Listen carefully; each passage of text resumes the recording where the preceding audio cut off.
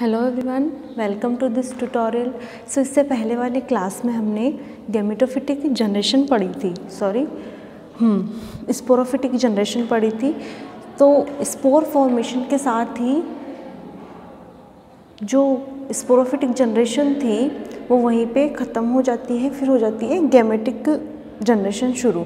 तो मैंने ये बताया था कि जो इक्विसिटम होता है उसमें स्पोर्स के थ्रू रिप्रोडक्शन होता है। तो स्पोर्स हैप्लॉइड स्ट्रक्चर होती है जो किसका फॉर्मेशन करती है, गैमेटोफिटिक जनरेशन का फॉर्मेशन करती है। और कैसे करती है, जब वो स्पोर अनुकूल परिस्थितियों में जर्मिनेट होगा, जर्मिनेट होके वो मेल प्रोथेलस या फीमेल प्रोथेलस का निर्माण करेगा। अब देखो, मैंने आपको ये बताया था कि जो प्रोथेलस होते हैं वो मेल प्रोथेलस भी हो सकते हैं, फीमेल प्रोथेलस भी हो सकते हैं। कुछ प्रोथेलस ऐसे होते हैं जिन पे मेल एंड फीमेल दोनों रिप्रोडक्टिव स्ट्रक्चर्स पाई जाती है, ठीक है। तो ये ओवरऑल जो मैं आपको बता रही हूँ, ये मैं बता रही हूँ जो पहले वाली क्लास में मैं पढ़ा चुकी। तो मैंने क्या बताया था कि स्पोर फॉर्मेशन के साथ साथ ही स्पोरोफिटिक जनरेशन ख़त्म हो जाती है और स्पोर जर्मिनेशन के साथ ही गैमेटोफिटिक जनरेशन की शुरुआत हो जाती है। तो हम अब पढ़ेंगे रिप्रोडक्शन।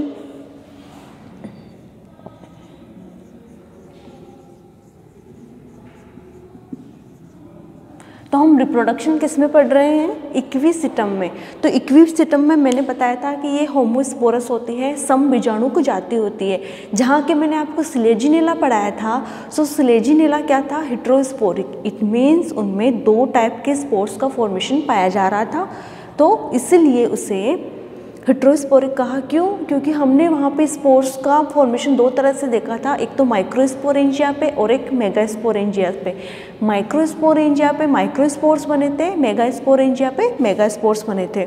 जो माइक्रोस्पोर्स होते हैं वो जर्मिनेट होकर मेल गैमेटोफाइट का निर्माण करते हैं और जो मेगास्पोर्स होते हैं वो जर्मिनेट होकर फीमेल गैमेटोफाइट का निर्माण करते हैं या फिर प्रोथेलस का निर्माण करते हैं।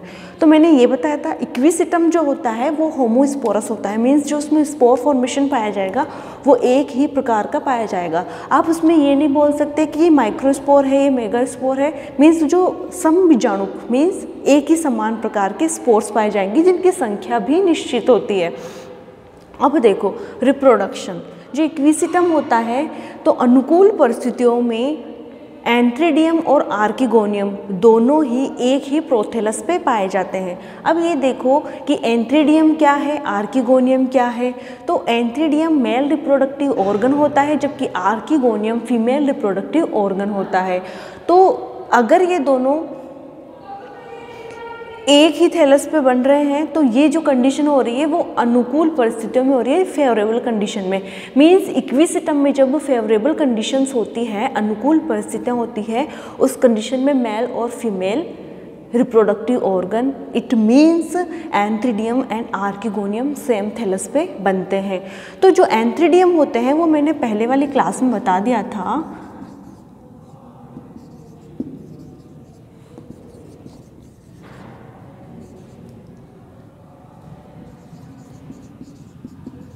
जो एंथ्रीडियम होते हैं वो हल्के पीले या लाल कलर के होते हैं और छोटे होते हैं, जबकि जो आर्किगोनियम होती है वो कैसी होती है, डार्क ग्रीन एंड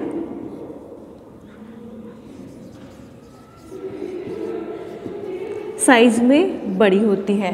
तो मैंने यूँ बताया था कि जो अनुकूल परिस्थितियाँ होती है तब उस कंडीशन में antheridium and archegonium same prothallus पे बनते हैं। लेकिन अगर मैं मेल प्रोथेलस की बात करूँ तो मेल प्रोथेलस कैसा होता है, मीन्स अगर वो अलग अलग थैलस पे बन रहे हैं तो वो थैलस कैसे होंगे, एंथ्रीडियम का जो प्रोथेलस होगा वो छोटा होगा और हल्के पीले रंग का या लाल रंग का होगा, जबकि जिस पे आर्किगोनियम या फीमेल रिप्रोडक्टिव ऑर्गन बनते हैं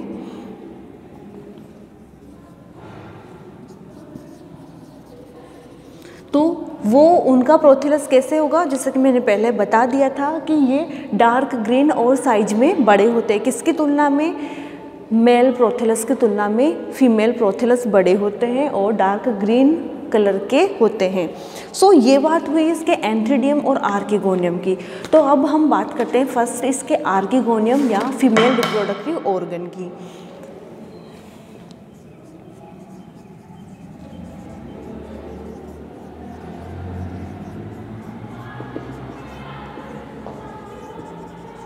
तो फीमेल रिप्रोडक्टिव ऑर्गन यहाँ पे क्या है?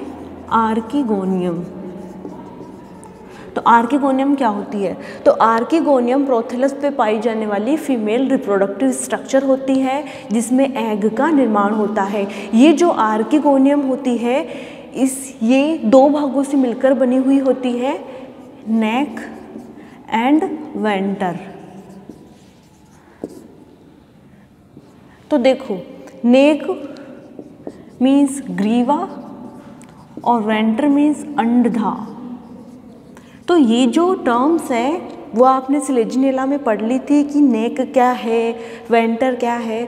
तो नेक को ग्रीवा कहते हैं और वेंटर को अंडधा कहते हैं। अंडधा वो पोर्शन होता है जिसमें फीमेल गैमेट का फॉर्मेशन होता है या एग का फॉर्मेशन होता है, या एग जिस संरचना में इनक्लोज या बंद रहता है वो वाला पोर्शन कौन सा हो गया? वेंटर। तो जो फीमेल रिप्रोडक्टिव ऑर्गन आर्किगोनियम है, ये आर्किगोनियम 2 भागों में विभाजित होती है, नेक और वेंटर। तो जो वेंटर वाला पोर्शन होता है वो प्रोथेलस में धंसा हुआ पाया जाता है, जबकि वो जो ग्रीवा वाला पोर्शन होता है वो प्रोथेलस में बाहर की तरफ निकला हुआ होता है। कैसे? ये देखो,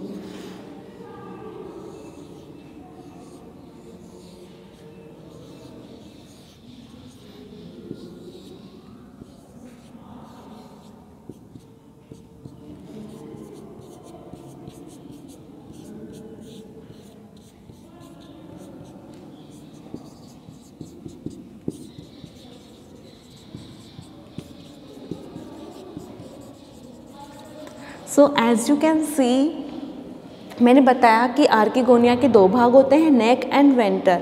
तो नेक होता है वो प्रोथेलस में बाहर की ओर निकला हुआ होता है, जबकि जो वेंटर वाला पोर्शन होता है वो प्रोथेलस में धंसा हुआ होता है। तो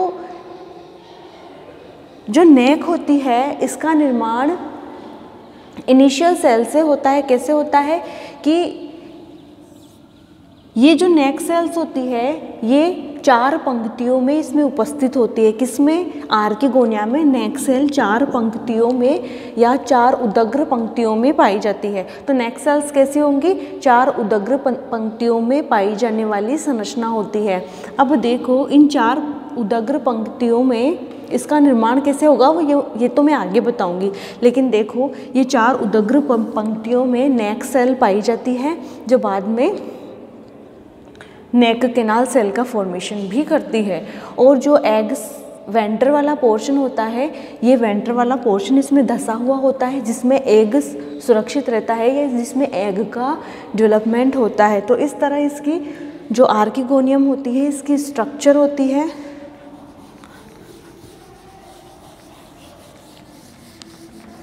अब देखो डेवलपमेंट ऑफ आर्किगोनियम।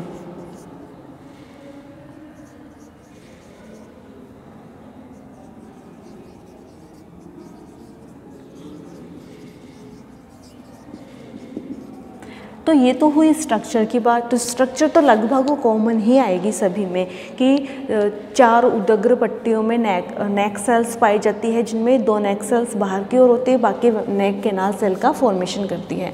तो अब हम पढ़ते हैं कि इसका डेवलपमेंट कैसे होता है। अपने को ये समझ में आ गया कि फीमेल रिप्रोडक्टिव ऑर्गन जो प्रोथेलस पे प्रेजेंट होता है वो आर्किगोनियम होता है और वेंटर एंड नेक में डिवाइड होता है। लेकिन इसका डेवलपमेंट कैसे हुआ, इसका विकास कैसे हुआ, ये हमें पढ़ना है। तो इस पॉइंट में हम पढ़ेंगे कि इसका विकास कैसे होता है। तो मैंने ये आपको अब तक की क्लासेस में ये तो क्लियर कर दिया कि कोई भी सेल किसी भी डेवलपमेंट को शुरू कर रही है तो वो सेल होगी इनिशियल सेल। और इनिशियल सेल जैसे कि हम आर्किगोनियम में पढ़ रहे हैं या आर्किगोनियम में पढ़ रहे हैं, तो ये जो आर्किगोनिया या आर्किगोनियम है इसका निर्माण कैसे होता है, ये इसके बेस पे हम उस इनिशियल सेल को नाम देंगे। जैसे कि आर्किगोनियम के विकास में या आर्किगोनिया के विकास के लिए जो सेल प्रयुक्त हो रही है वो क्या होगी, आर्किगोनिया इनिशियल या archegonium initial cell. Initial cell क्यों, क्योंकि वह अकेली या ग्रुप में जो सेल्स होती है वो, मैंने बताया था कि टेरिडोफाइट्स में लेप्टोस्पोरेंजिएट टाइप और यूस्पोरेंजिएट टाइप का डेवलपमेंट होता है। तो या तो ग्रुप ऑफ सेल्स या सिंगल सेल जो कि उस पर्टिकुलर ऑर्गन के निर्माण में हेल्प कर रही है, तो वो सेल इनिशियल कहलाएगी, जहाँ से उसकी शुरुआत हो रही है। तो इस सेल का या आर्किगोनियम का डेवलपमेंट आर्किगोनियम इनिशियल से होता है। अब देखो आर्किगोनियम इनिशियल क्या होती है, ये सतही कोशिका होती है जो अदर सेल्स की तुलना में थोड़ी डिफरेंट दिखने लग जाती है, अपना साइज़ इंक्रीज़ कर लेती है, साइटोप्लाज्म डेंस कर लेती है और उसमें न्यूक्लियस को और ही ज़्यादा क्लियर कर लेती है, अपने अंदर सेल ऑर्गेनेल्स की नंबर बढ़ा लेती है, ठीक है, कोशिकांगों की संख्या वो बढ़ा लेती है। अब इस कंडीशन में क्या होता है कि उसमें लगातार बारंबार डिविजन्स होते हैं। तो जो आर्किगोनियम इनिशियल सेल होती है, उस आर्किगोनियम इनिशियल सेल में फर्स्ट डिवीज़न होता है पेरिक्लाइनल डिवीज़न। तो मैं इसको ड्रॉ करके बता रही हूँ।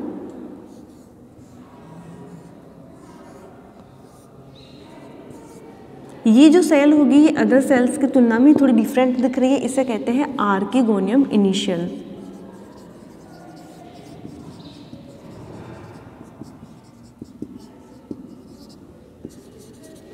अब देखो मैं इसको एक चार्ट के फॉर्म में आपको समझा देती हूँ, फिर डायग्राम की हेल्प से आपको और अच्छे से क्लियर समझ में आ जाएगा।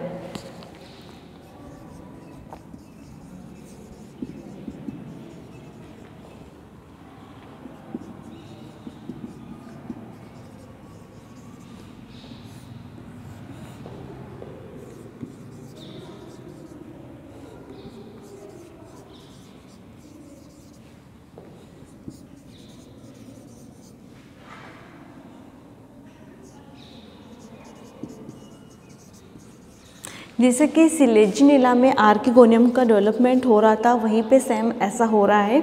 तो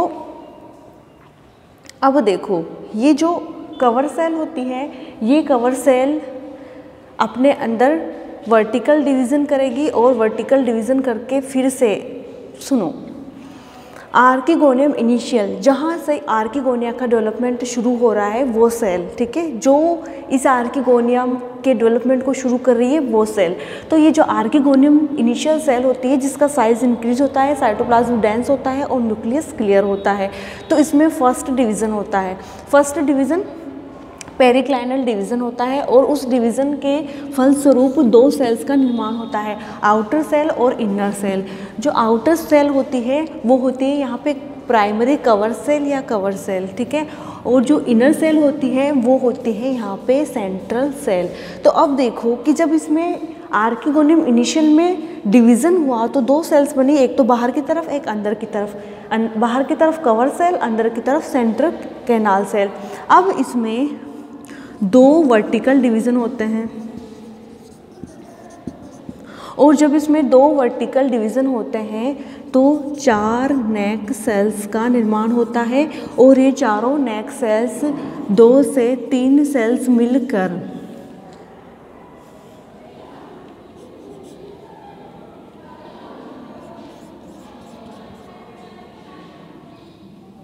यहाँ तक कि आप समझो, ज़्यादा तो कन्फ्यूज़न वाला हो जाएगा कि ये जो आउटर कवर सेल होती है ये दो वर्टिकल डिवीज़न करके 4 नेक सेल्स का फॉर्मेशन करेगी।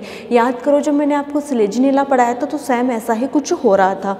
अब देखो ये जो मैंने बताया कि जो आउटर सेल होती है इसमें दो वर्टिकल या उदग्र विभाजन होते हैं, उन उदग्र विभाजनों के फलस्वरूप 4 नेक सेल्स का इसमें निर्माण होगा। तो फिर होता है, इधर आ जाओ आप, इनर सेंट्रल सेल में। जो इनर सेंट्रल सेल होती है इसमें तो इसमें इन 2 सेल्स का निर्माण होता है।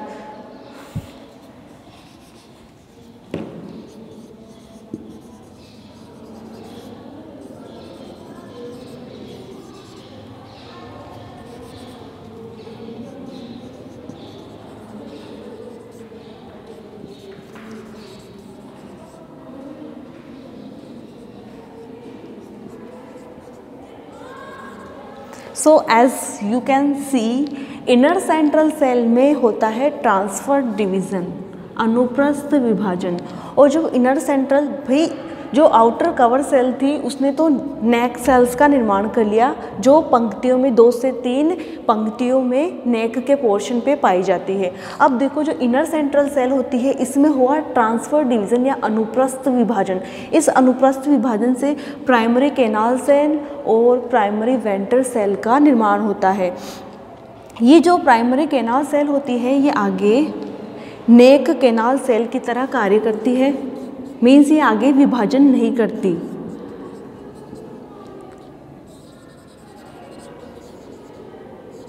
ठीक है, ये चीज़ हमेशा ध्यान रखना कि इक्विसिटम में जो प्राइमरी कैनाल सेल होती है ये आगे डिवीज़न नहीं करती, आगे विभाजन नहीं करती और किसकी तरह कार्य करती है, ये नेक कैनाल सेल की तरह कार्य करती है।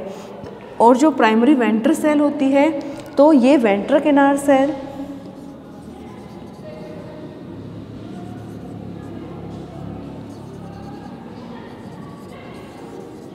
और एग सेल का निर्माण करती है। ठीक है, तो ये जो रे फॉर्म है वो देखो भाई इनर सेंट्रल सेल होती है, इनर सेंट्रल सेल किसका निर्माण करेगी, प्राइमरी कैनाल सेल और प्राइमरी वेंट्रल सेल। तो जो प्राइमरी कैनाल सेल का इसमें निर्माण हुआ ये आगे विभाजन नहीं करती, कोई भी विभाजन नहीं करती और एक नेक कैनाल सेल की तरह कार्य करेगी। नेक कैनाल सेल मीन्स ये एंट्रोजोइड्स को मार्ग प्रदान करने का कार्य करेगी सिंपल वर्ड्स में। और जो वेंट्रल कैनाल, जो प्राइमरी वेंट्रल सेल होती है इसमें फिर से ट्रांसवर्स डिवीज़न होंगे, अनुप्रस्थ विभाजन। उन विभाजनों के फलस्वरूप ये वेंट्रल कैनाल सेल और एग सेल में डिवाइड हो जाएगी या एग सेल का निर्माण करेंगी। तो ये है आर्किगोनिया का डेवलपमेंट। अब इस प्रोसेस में देखो मैं इसको डायग्राम की हेल्प से आपको ड्रॉ करवा रही हूँ।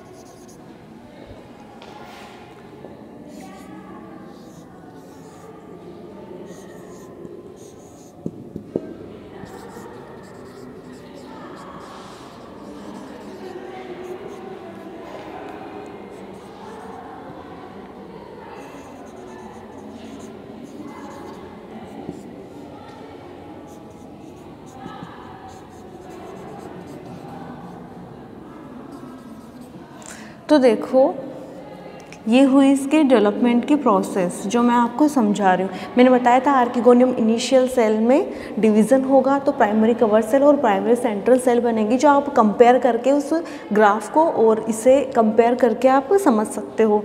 फिर ये जो इसमें नेक सेल्स बनी वो 4 नेक सेल्स होती हैं, ये प्राइमरी कैनाल सेल होती है, ये प्राइमरी वेंट्रल सेल होती है। अब देखो इसमें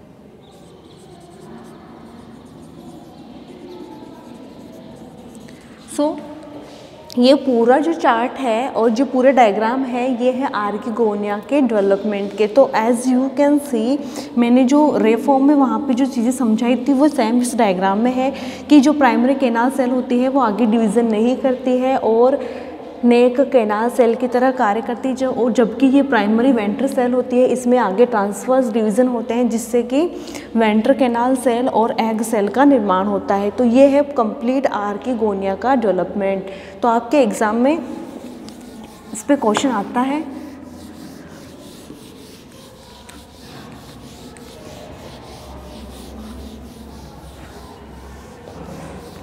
अब देखो, ये तो हुई आर्किगोनिया के डेवलपमेंट की बात।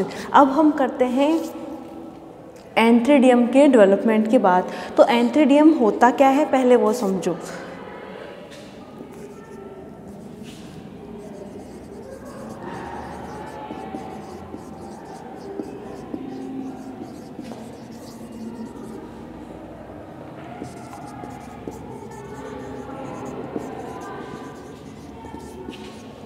तो एंथ्रीडियम जो होता है वो मेल रिप्रोडक्टिव ऑर्गन होता है, ठीक है। और एंथ्रीडियम के अंदर जो गैमेट्स बनते हैं उन्हें एंथ्रोजोइड्स कहते हैं, जो मल्टीसिलेजिलेट होते हैं, या मैं यूँ कहूँ कि बहुकशाभिकी होते हैं। जो एंथ्रीडियम होते हैं वो कौन से प्रोथेलस पे बनते हैं, जो डार्क ग्रीन होते हैं उन प्रोथेलस पे बनते हैं। और ये साइज़ में ये वाले इनके जो प्रोथेलस होते हैं वो छोटे होते हैं। और अगर मैं इनकी संरचना की बात करूँ तो इनकी तुलना में इनकी संरचना सिंपल होती है, जो जैकेट सेल से बनी हुई होती है और इनर सेल से, जो कि एंथ्रोजोइडल सेल या प्राइमरी एंथ्रोजोइडल सेल कहलाती है, उससे मिलकर बनी हुई होती है। तो ये जो एंथ्रीडियम का डेवलपमेंट है वो मैं आपको इससे नेक्स्ट वाली क्लास में समझाऊंगी। अभी के लिए इतना ही। Thank you.